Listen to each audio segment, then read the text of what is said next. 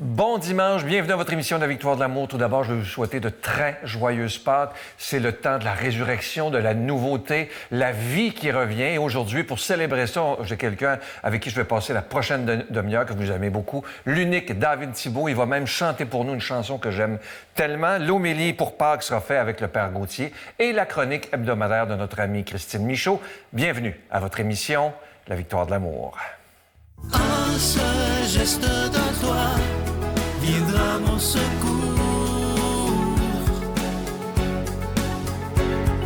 Viens semer dans mon âme le grain de l'amour. Je traverse un désert et je meurs de soif. Montre-moi le mystère qui garde la foi. Cher David, c'est une joie de te revoir. Ben moi de même, moi de même. Écoute, on va reculer dans le temps, pour que les gens qui s'en souviennent, je suis sûr que vous en souvenez. Là, tu as 26 ans. Ouais. Quand tu avais 16 ans, tu es devenu connu instantanément, grâce à une chanson d'Elvis. Tu es allé à Hélène DeGeneres, tu as fait tous les médias, tu étais en finale à The Voice en France, qui est comme la voix ici. Comment tu as vécu toute cette période de star instantanée, là? Ah, ça a été tout un événement pour moi, mais aussi pour ma famille, mes amis. Tu sais, on s'attendait pas à ça, en fait. Puis on voyait les vues monter sur YouTube à vue d'œil. Ça a été impressionnant. Tu sais, 1 million, wow! Puis là, jusqu'à aujourd'hui, 14 millions, je crois. Donc, c'est extraordinaire. Puis là, quand j'ai commencé vraiment à aller d'un bord et de l'autre, justement, là, faire plein d'émissions télé au Québec ici. Mais là, après ça, j'ai été aux États-Unis, faire Hélène. Après ça, The Today Show à New York. Vraiment, ça brassait beaucoup. Puis je dois avouer que j'étais un peu dans ma bulle, en fait. Tu sais, j'avais 16 ans, j'étais tout jeune, puis j'avais pas cette expérience-là, j'avais pas cette maturité-là non plus, puis je réalisais pas encore ce qui se passait. Donc vraiment, je faisais ce que j'avais à faire. Je l'appréciais, mais je l'ai vraiment plus apprécié après. Après, j'ai vraiment réalisé ce qui s'était passé. Et si c'était, avec ce que tu sais maintenant, 10 ans plus tard, si c'était à refaire ou si c'était à revivre, comment tu le vivrais avec tout ce que tu sais maintenant? Je dirais que justement, je prendrais plus le temps de le vivre pour vrai. En sachant ce que j'allais vivre, je pense que vraiment, je me concentrerais à profiter du moment au lieu de stresser, puis OK, qu'est-ce qu'il faut que je fasse? Comme ça a été très vite, et là, c'est une question délicate que je vais te poser, mais je la pose, et probablement que le public aussi. Quand on a été célèbre à ce point, et que tout à coup, boum, ça tombe, est-ce que c'est difficile là, de passer de là à une vie normale, finalement? Surtout quand tu as connu ça, là, c'est grisant quand même, là. Oui, puis comme on a dit, j'étais très jeune. Comme tu dis, c'est instantané.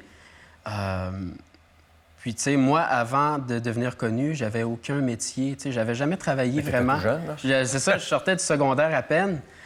Donc, j'avais pas eu de travail comme une vie, je vais dire normale. Normal, en guillemets. En guillemets. Mais oui, effectivement, j'ai eu des bouts beaucoup plus sombres, beaucoup plus trop tranquilles, parfois. Mais c'est ça, la vie de chanteur. Ouais, c'est up and down, c'est toujours ça. Mais je me dis toujours qu'il faut que je travaille sur des nouveaux projets. Il faut toujours être à l'affût de ce qui se fait aujourd'hui. Puis, justement, c'est en travaillant qu'on va se frayer un chemin. T'es tout jeune encore, de toute façon. Ben oui, exact. 26 ans. Est-ce qu'il y a, comme tu étais tout jeune, justement, 16 ans, connaissant parfois les adolescents qu'on a tous été, est-ce qu'il y a des gens autour de toi, quand ils ont vu que tu redevenais, parce que tu étais très haut, là, quand tu es devenu une vie normale, qui ont été méchants avec toi? Non. Ah non? Non, j'ai jamais eu de méchanceté. Évidemment, sur les réseaux sociaux. Ça, on sait, on de tout temps. Ben, c'est ça. Évidemment, il y en a toujours un ou deux qui vient nous dire des petites niaiseries, comme on dit. Mais non, les gens sont super respectueux, puis j'ai toujours été accepté, puis on m'a toujours donné beaucoup d'amour là, à ce niveau-là. Puis on a toujours cru à moi aussi, à ma carrière. Donc. D'où te vient moi, je te connais un peu, là, ta foi profonde. Parce que c'est rare. À 26 ans, là, quand vous allez l'entendre chanter tantôt cette belle chanson, là, mais d'où ça te vient, ça? Parce que c'est rare à 26 ans. Là. Premièrement, ça vient de Dieu. Ça, c'est ma première réponse. Ça vient de Dieu, mais en fait, moi, j'ai grandi dans une famille chrétienne, déjà à la base. Mon père, ma mère allaient à l'église beaucoup. Ils vont encore. Peut-être un peu moins, mais avec tout toutes les choses de la vie. Ouais. Mais même moi, c'est quelque chose que je veux retrouver, retourner à l'église, puis me refaire des amis qui vont me comprendre dans ma foi. Ouais. Donc, je dirais que ça vient majoritairement de ma famille, évidemment. Puis moi, je dirais que j'ai donné ma vie au Seigneur. J'étais très jeune, là, avant mes 10 ans. Ah, oui. Ouais, j'étais très jeune. C'est rare quand même. Hein? Ouais, ou cet âge-là, 10 ans, 11 ans, ouais. C'est très rare. Il faut que je vous raconte quelque chose, tu vas t'en souvenir. Lorsque tu es venu au Téléthon, en novembre dernier, ça m'avait beaucoup marqué. Quand tu t'en allais ici, juste avant de sortir, tu m'as dit, Sylvain, je sais que ce que tu vis n'est pas toujours facile, mais sois béni. Et je m'en souviens encore tellement ça m'a rentré dans le cœur que je ne m'attendais pas à ça. Est-ce que tu fais ça souvent? Parce que ça m'a vraiment touché. Tu peux pas t'imaginer comment, parce que je m'en attendais pas pantoute. Est-ce que ça t'arrive souvent, ça, ou... J'ai envie de dire amen, parce que j'avais sur le cœur de vous le dire. J'ai vraiment... Comme citoyen, en passant. Là. OK. En fait, vous le dire, je parle vraiment de l'équipe aussi et de toi aussi. Mais je sais pas, j'avais cette envie-là de vous le dire, de vous le souhaiter du plus profond de mon cœur, puis c'était sur mon cœur vraiment de... Fallait que je le dise. Puis je pense qu'on le dit pas assez souvent aussi, puis parce que c'est important de vous le dire. C'est très gentil. Ça fait plaisir. On sait que tu es quelqu'un, évidemment, comme je disais, je te connais, tu as beaucoup de respect pour les autres et vous allez voir que ça va loin. Tu es avec une conjointe que tu aimes beaucoup, mais qui est athée. Donc, ça ne doit pas toujours être évident. Ton beau-père est musulman. Est-ce que tu trouves ça important de ne pas imposer sa foi aux autres, de respecter que tu n'es pas croyant ou tu es musulman ou bouddhiste, peu importe, mais le respect de l'autre? C'est très important, évidemment. Une des premières choses que Jésus nous apprend, c'est de respecter les autres. Oui, exactement. Donc voilà, puis pour moi, puis peu importe que ce soit ma copine, mon beau-père, peu importe les gens à qui je côtoie, je vais toujours les respecter. Puis eux aussi, ils vont me respecter. Donc, puis tu sais, ma copine, elle est athée, tu sais, mais elle se pose beaucoup de questions. Puis, ça, c'est toujours bon signe. Oui, puis tu sais, j'aime ça. On en parle des fois, puis tu sais, elle n'est pas fermée. Puis ça, j'aime ça, puis ça me donne un petit boost. Puis tu sais, mon beau-père, on s'amuse tellement ensemble. Je veux dire, il y a aucune religion qui peut enlever une relation entre deux humains, je pense. Oh, que c'est bien. Oh, ça. C'est très beau ce que tu viens de dire là. Oh là là! Il y a beaucoup d'artistes que j'ai reçus, évidemment, et d'autres que j'aimerais recevoir, mais il y en a beaucoup qui refusent de parler de leur foi. J'ai déjà entendu, ça va nuire à ma carrière, faut pas que les gens le sachent, bon, etc. Comment se fait que toi, tu n'as pas peur? Tu n'as jamais eu peur? Tu es même venu au rassemblement du 20e anniversaire, je me souviens. Est-ce que c'est important pour toi de ne pas avoir peur, même s'il y a des gens qui disent que ça nuit? Moi, je crois pas que ça peut nuire, là, au contraire même. C'est sûr qu'aujourd'hui, dans notre société, on a peur de dire des choses à propos de notre religion ou de notre relation avec Dieu. C'est sûr, moi, je dis toujours qu'il y a des moments pour le dire, il y a des lieux et des moments pour le dire, mais il y a aussi des lieux et des moments pour... C'est mieux, pas de... Oui. Donc ça, il faut le sentir, puis il faut demander à Dieu, il faut prier là-dessus, parce que... Puis lui, il va t'ouvrir des portes. C'est ce qu'il fait aujourd'hui avec moi, avec votre émission. Oui, tout à fait. Donc, vraiment, puis non, il ne faut pas avoir peur. Pourquoi on aurait honte? Tu sais, lui, il a été couvert de honte sur la croix, là, je veux dire. Ça peut pas être pire. Ça peut pas être pire. Donc, c'est tellement un beau cadeau qu'on a juste le goût de le dire à tout le monde. Tout à fait. Donc, puis si on fait ça, bien, il y a que du bon, je pense, qui peut arriver. Même si on peut être persécuté, il nous le dit aussi. Oui, ça vient avec. Oui. Comme on sait que le milieu de la musique, tu le disais tantôt, ça va en haut, ça va en bas, tu fais maintenant un travail que je trouve absolument magnifique. Là, tu me corrigeras. Comme préposé aux bénéficiaires, mais à la maison. C'est un peu ça? Oui, en fait, c'est préposé en aide à domicile. Ouais. Alors, qu'est-ce que tu fais exactement? C'est pour les gens âgés, hein? Les aînés. Surtout. En fait, c'est pour une coopérative. Donc, ça fait 2 ans que je travaille là. Et vraiment, on vient en aide aux personnes plus âgées, aux personnes qui ont besoin aussi. Ça peut être des gens avec un certain handicap qui ont besoin d'aide pour la vie quotidienne ou peu importe. Donc, vraiment, ça fait 2 ans, puis j'aime ça. Puis ça me fait vraiment avoir un autre côté un autre côté de la vie, évidemment, tu sais, mais aussi, moi, ce que j'aime, c'est qu'en fait, quand j'ai commencé à chanter, je chante du Elvis, oui. Johnny Cash, puis c'est vraiment la génération des personnes plus âgées, tu sais, c'est pas vraiment de ma génération. Non. Donc là, le fait de me retrouver dans la demeure d'une personne qui a connu ça, qui est plus âgée que moi, puis qui est... Tu sais, je rentre vraiment dans leur intimité. Puis là, je chantais pour eux, puis là, je suis vraiment chez eux, là. Ouais, c'est quelque chose. Donc pour moi, c'est vraiment quelque chose de très significatif. Et je pense que, justement, ça aussi, c'est un cadeau d'en haut, là, ce travail-là. Même si c'est des bouts difficiles, j'ai prié pour avoir une job que j'aime, puis qui va être flexible aussi au niveau de ma carrière, puis j'aurais pas pu demander mieux. Puis c'est encore en lien avec les personnes... Dieu t'a plus bien âgées. répondu, oui. Exactement. Mais qu'est-ce que ça t'apporte, justement, d'entrer dans l'intimité d'une personne aînée? Là, t'es chez eux. C'est quoi leur plus grande difficulté, finalement? C'est laquelle, selon toi? Je dirais qu'ils sont fragiles. Fragile. C'est le mot qui me vient. Ils sont fragiles. Je les vois des fois. Parfois, on est même leur seule visite de la semaine. Hey. Des fois, je vois ça, puis je trouve ça triste parce que c'est tellement des bonnes personnes, ils ont tellement de la jasette, puis ils nous racontent beaucoup de choses Il y a incroyables. des encyclopédies, hein, des bibliothèques. Exactement. Puis c'est des livres ouverts. Donc, je vois pas... Je me demande pourquoi, des fois, les familles... Tu sais, je sais pas, il y a différentes situations, évidemment, mais c'est des personnes tellement extraordinaires qu'il faut prendre le temps de les écouter, puis d'être avec eux, puis de les aider aussi. Oui, tout à fait. Écoute, avant d'aller chanter ta chanson, tu veux nous lire un psaume. La chanson a été inspirée par ce psaume-là. Exactement. Donc, le créateur de cette chanson, Sébastien Korn... Qu'on a reçu ici. Oui, un ami à moi, en fait, que j'ai connu à l'époque. Donc, ça vient de lui. Puis, justement, cette chanson est inspirée d'un psaume que j'adore aussi. Puis, J'invite les gens à la maison à fermer les yeux pour bien le méditer.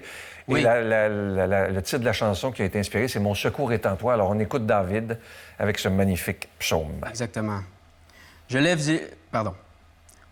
les yeux vers les montagnes. D'où me viendra le secours?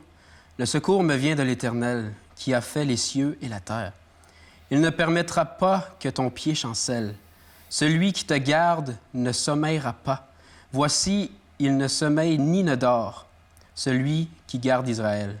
L'Éternel est celui qui te garde. L'Éternel est ton ombre à ta main droite. Pendant le jour, le soleil ne te frappera point, ni la lune pendant la nuit. L'Éternel te gardera de tout mal. Il gardera ton âme. L'Éternel gardera ton départ et ton arrivée, dès maintenant et à toujours. Merci infiniment. Ça me fait plaisir. Merci d'être ce que tu es. Merci à toi. Et tu sais que tu seras toujours le bienvenu pour venir chanter. Ça va me faire plaisir. Vas-y, devant tout le monde. Quand tu veux, tu es le bienvenu. Je t'invite à aller t'installer pour faire cette magnifique chanson. On l'écoute ensemble. Écoutez bien les paroles. « Mon secours est en toi ».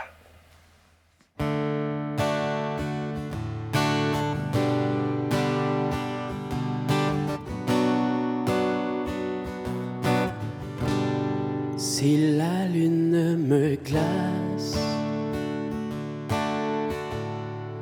et le soleil menace, Créateur des étoiles, mon secours est en toi. Si mes larmes ruissellent et que mon pas chancelle, Créateur de la terre, mon secours est en toi.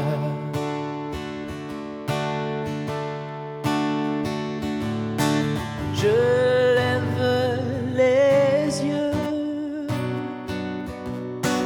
vers les hauts sommets. Toi seul est mon Dieu. Je proclamerai toi seul est ma force. Toi seul me restaure, mon secours est en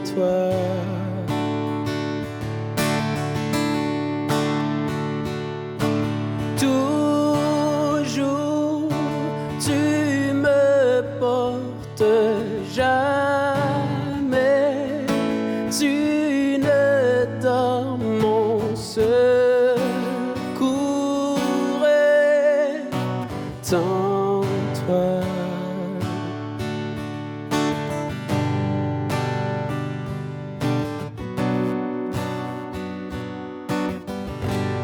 Si la peur m'envahit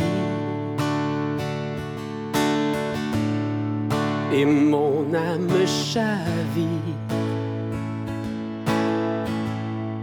Créateur de la vie, mon secours est en toi.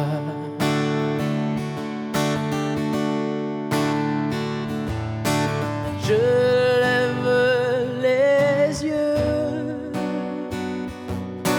vers les hauts sommets. Toi seul est mon Dieu. Je proclamerai, toi seul est ma force, toi seul me restaure, mon secours est en toi.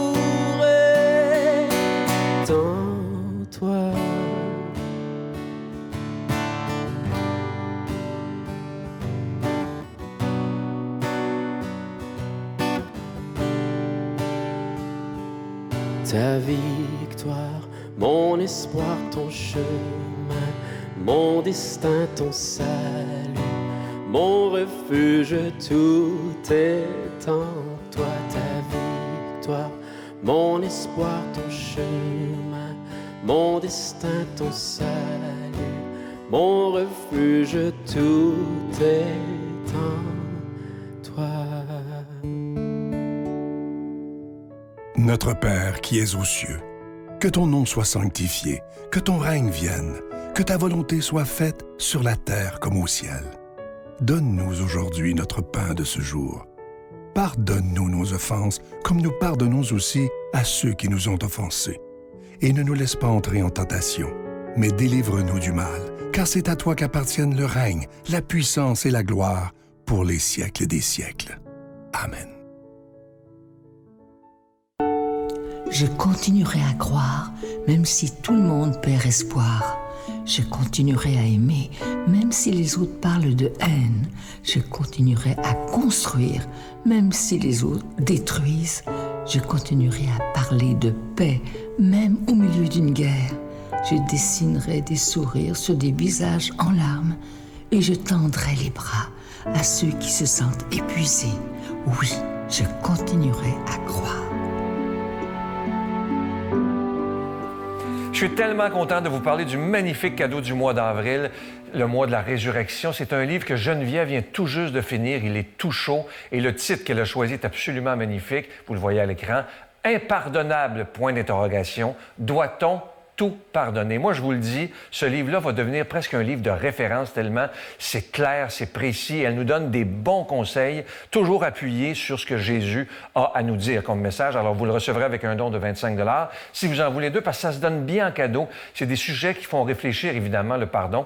Alors, c'est avec un autre 40 $, vous allez en avoir deux. Je vous donne l'adresse, la Victoire de l'amour, case postale 120, succursale Boucherville à Boucherville, J4B 5E6, je vous la redonne. La Victoire de l'amour, case postale 120, succursale Boucherville à Boucherville, J4B 5E6. Également par téléphone, par carte de crédit du lundi au jeudi de 8h à 17h dans le 514-523-4433, 523-4433 ou sans frais le 1-888-811-9291, 1-888-811-9291 et aussi sur notre site Internet, le www.lavictoiredelamour.org. Alors, je vous rappelle ce magnifique cadeau du mois pour le mois d'avril, le mois de la résurrection. C'est un livre qui va nous faire beaucoup, beaucoup réfléchir. Je vous rappelle le titre, Impardonnable, doit-on tout pardonner? J'ai hâte que vous m'en donniez des nouvelles et en donniez des nouvelles à Geneviève, parce que c'est un sujet Chaque fois qu'on parle du pardon, qui fait beaucoup réagir les gens, on a chacun notre définition du pardon,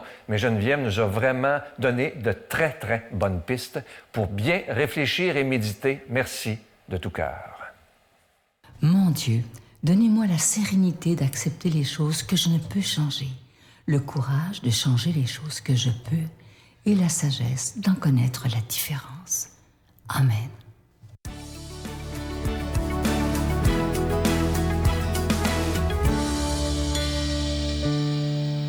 Chronique de circonstances aujourd'hui pour vous parler de renaissance ou de possible renaissance au meilleur de nous-mêmes. Donc, renaître au meilleur de soi.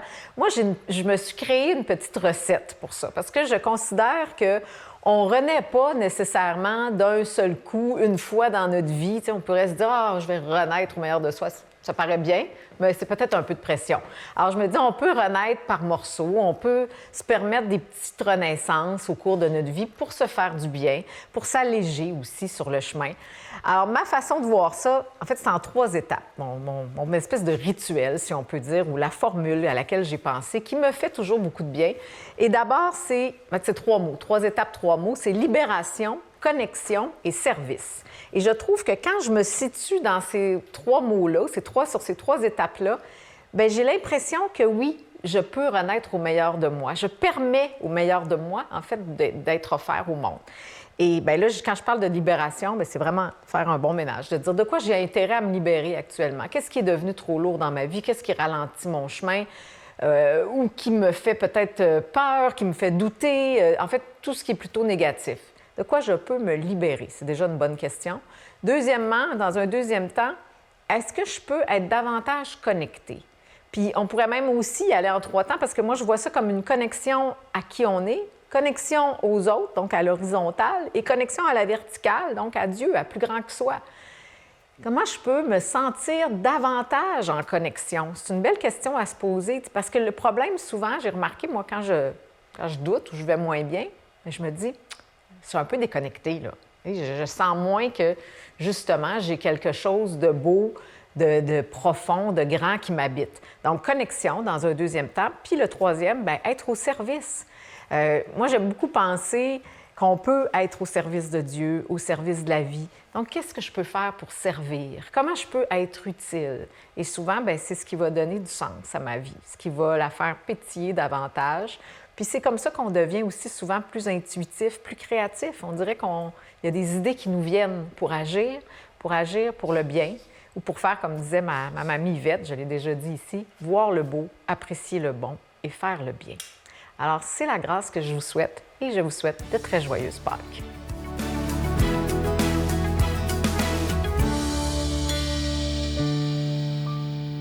Bonjour, chers frères et sœurs. Le Christ est ressuscité, il est vraiment ressuscité. Bienvenue à la méditation de l'Évangile de ce jour, qui est l'Évangile selon Saint Jean, du chapitre 20, versets 1 à 9. Cet Évangile, n'est-ce pas, cette péricope de la résurrection est extraordinaire. Vous la savez, c'est Marie-Madeleine qui va au tombeau, le Christ n'est plus là, le Christ est ressuscité. Elle va voir les apôtres Pierre et Jean qui vont venir au tombeau. Mais avant d'entrer, n'est-ce pas, dans l'analyse de tout ce qui se fait, regardons un peu comment cela est décrit. Regardons simplement ce qui nous est présenté dans ce que nous allons vivre dans cet évangile. Premièrement, Marie-Madeleine, n'est-ce pas, qui est tout à fait perdue dans ses douleurs, dans ses souffrances, parce qu'elle a vu son Seigneur mourir. Et le lendemain, quand elle arrive, tout est vide. Elle rencontre Jésus, qui lui dit « Va dire à mes frères ». Alors le premier enseignement, frères et sœurs, ce matin que j'aimerais partager avec vous, c'est que le mystère de la résurrection nous fait passer de serviteur à frère. Nous ne sommes plus seulement serviteurs. La vie chrétienne, ce n'est pas d'être serviteur, c'est d'être fils et filles bien-aimés. Et ça change tout dans notre vie ce jour de la résurrection, frères et sœurs. Parce que le Christ est ressuscité, nous ne sommes plus des créatures, comme le dit saint Paul. Nous ne sommes plus simplement en état de créature. Non, nous sommes devenus comme lui. Car, comme le dit saint Paul, il nous a prédestinés à être pour lui des fils et des filles adoptives par Jésus le Christ. Mais le mystère de la résurrection aussi nous pousse très loin, parce que le mystère de la résurrection, c'est Jésus qui vient ouvrir nos tombeaux. Oh, que Dieu seul sait les différents tombeaux de nos vies, les différentes addictions, les blessures d'enfance et tout ce que nous portons. Et aujourd'hui, le Seigneur dit, je te libère pour que tu sors de cette tombe. Rappelez-vous dans l'évangile de Saint Jean, le même évangile, au chapitre 11, il libère Lazare. Lazare vient au dehors. C'est-à-dire, arrête de vivre dans ton passé, arrête de vivre dans tes blessures, arrête de vivre dans ta culpabilité, car je suis la résurrection et la vie. Et c'est ça le mystère de la résurrection. Mais le mystère de la résurrection aussi, frères et sœurs, c'est un mystère extraordinaire, où en fait, on ne peut pas entrer en amenant les autres. Mais dans le mystère de la résurrection, on ne peut que poser un acte de foi. Un acte de foi, parfois, dans ce qui semble vide. Et c'est ça le rôle de Pierre et Jean. Vous voyez, Pierre et Jean entrent les deux, ils entrent dans la tombe. Qu'est-ce que voit Pierre? Pierre voit des choses comme c'est décrit avec les femmes, mais il ne croit pas. Or, il est dit, Jean arrive, il voit et il croit. Un jour, un pasteur protestant disait que la foi catholique, n'est-ce pas, c'est comme chez le coiffeur. Il existe un coiffeur, mais beaucoup d'entre nous, vous allez remarquer, parfois, il y a des gens qui sont mal coiffés. Est-ce qu'il n'y a pas de coiffeur? Si, il y a un coiffeur. Mais pourquoi les gens sont mal coiffés? Peut-être parce qu'ils ne vont pas voir le coiffeur. Et c'est ça la foi. Beaucoup d'entre nous, nous n'allons pas croire, mais la foi, c'est comme le Wi-Fi. Quand on n'est pas connecté, il n'y a pas de reflet dans notre vie. Alors le mystère de la résurrection, c'est cela, frères et sœurs. Aujourd'hui encore, quand nous célébrons cela, en 2024, c'est extraordinaire. Le Seigneur veut vivre sa résurrection dans notre vie. Il veut changer ta vie et ma vie. Et la seule chose qu'il te demande, c'est d'accepter d'être son fils et sa fille bien-aimée. La seule chose qu'il nous demande, c'est d'accepter de faire un pas avec lui, comme Jean et Pierre, c'est-à-dire oser quitter nos certitudes, oser faire le pas pour aller chercher et voir. Mais je veux déjà vous rassurer, qu'est-ce que nous allons voir? Le tombeau vide. Ça veut dire, nous qui sommes d'un esprit cartésien, si nous cherchons une preuve palpable de Dieu, nous n'aurons pas. Car Dieu nous laisse entrer par la foi, c'est-à-dire une certaine pauvreté qui n'est pas dans l'ordre des sens scientifiques, mais qui est dans l'ordre, n'est-ce pas, de cet amour intérieur. Alors, frères et sœurs, aujourd'hui encore, célébrons ce mystère de la résurrection. Célébrons-le avec faste et joie, mais célébrons-le de manière vivante en nous disant, aujourd'hui, Dieu change notre vie. Aujourd'hui, Dieu nous fait passer de la mort à la vie. N'est-ce pas ce qu'il propose à Marthe? Quand Lazare est décédé, il dit quelque chose d'extraordinaire. Crois-tu que je suis la résurrection et la vie? Pas à la fin des temps. Parce que Marthe, comme nous, veut toujours renvoyer la résurrection à la fin des temps. Oh non, frères et sœurs, Dieu veut nous faire ressusciter dès aujourd'hui. C'est-à-dire nous faire passer de nos angoisses, nos tristesses, nos peurs à l'amour inconditionnel. Dieu veut nous faire voir le monde d'une autre manière. Pas simplement voir le monde dans son aspect négatif, pas simplement voir le monde dans sa douleur, dans ses guerres, dans ses peines, mais voir aussi le monde dans son amour, dans des petits gestes, n'est-ce pas, d'amour qui se dressent au-delà de tout ce que nous pouvons voir. Alors, frères et sœurs, aujourd'hui, j'aimerais, à travers la bénédiction que je vais vous donner, mais aussi la bénédiction que je vais recevoir à travers cette bénédiction, demander à Dieu de changer notre manière de voir, de nous donner le regard de Saint Jean, qu'à travers le côté paradoxal de notre monde, à travers la guerre, la souffrance, la famine, que nous puissions voir la lumière de l'amour. Et nous dit que l'amour aura toujours le dernier mot. Et que le Seigneur vous bénisse et vous garde, le Père, le Fils et le Saint-Esprit. Amen. Je vous salue Marie, pleine de grâce. Le Seigneur est avec vous. Vous êtes bénie entre toutes les femmes, et Jésus, le fruit de vos entrailles, est béni. Sainte Marie, Mère de Dieu, priez pour nous pécheurs, maintenant et à l'heure de notre mort. Amen.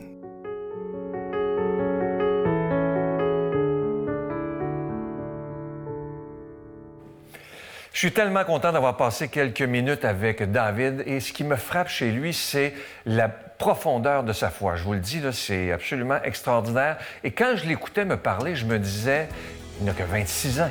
Il y a tellement des jeunes qui sont extraordinaires. Malheureusement, on n'en parle pas.